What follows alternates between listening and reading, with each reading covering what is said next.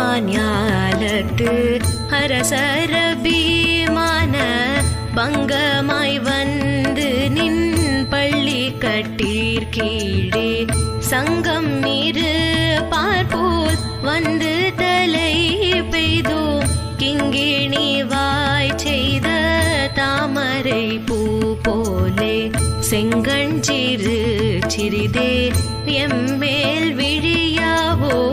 திங்களும் ஆதித்தனும் எழுந்தார் போல் அங்கண் இரண்டும் கொண்டு எங்கள் மேல் நோக்குதியே